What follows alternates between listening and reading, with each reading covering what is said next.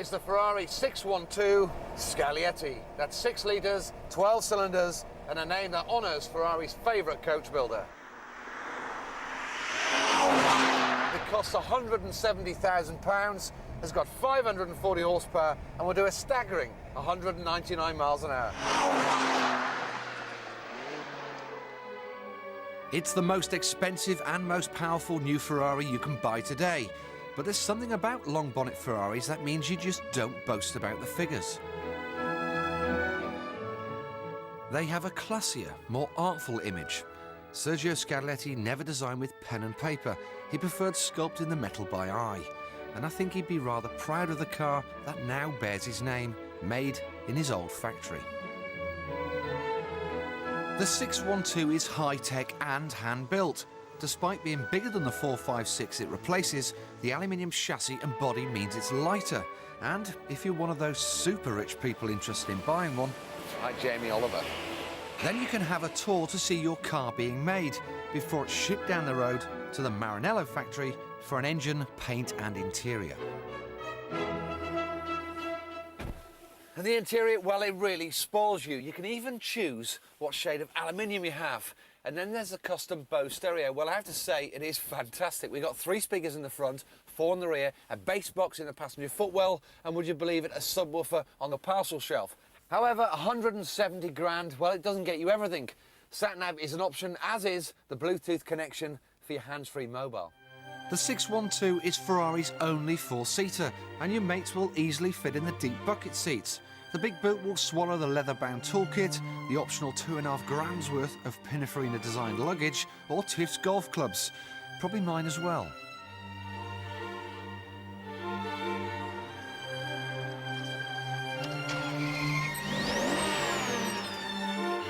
So, is this a GT in the traditional sense?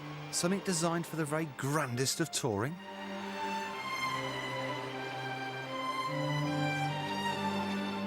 Now, I've been very lucky in that I've managed to drive lots of Ferraris and owned one a few years ago.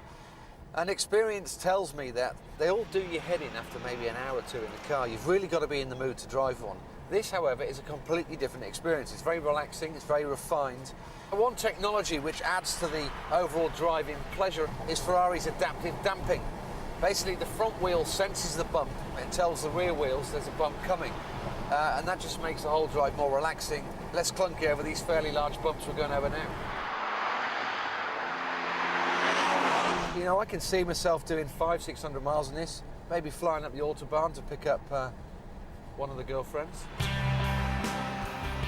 But cruising might be only half the story. Because the engine is mounted so far back, most of the 612's weight is over the rear. A car with sporting pretensions. Which means it's time to hit the sport button. Now what that does is it'll stiffen up the suspension a wee bit, it'll sharpen up the gear change, it'll also make the engine map slightly more aggressive for power delivery, but more importantly, it'll relax the traction control. Now I'm going to turn it completely off. However, if you're a football player or a TV chef, I suggest you leave that button on.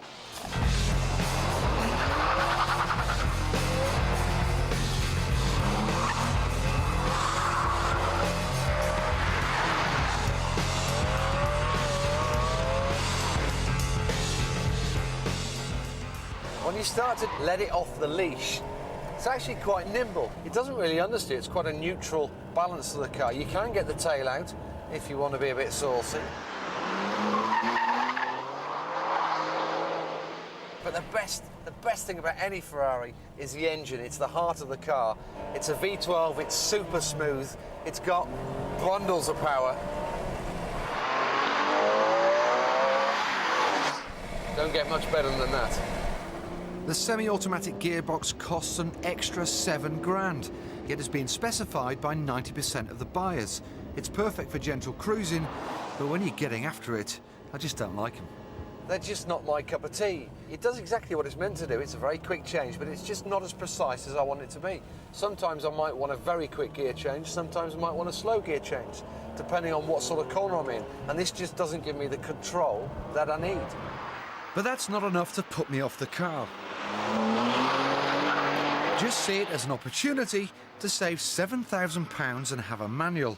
Although with an 18-month waiting list, you can't exactly rush out to the shops and get one tomorrow. This is undoubtedly the Ferrari I want to spend most time with. It's so versatile. You can cruise by in a cocoon of luxury or grab it by the scruff of the neck and have some fun. But £170,000 is an awful lot of money. I'd love to own one, but I'd hate to pay for it.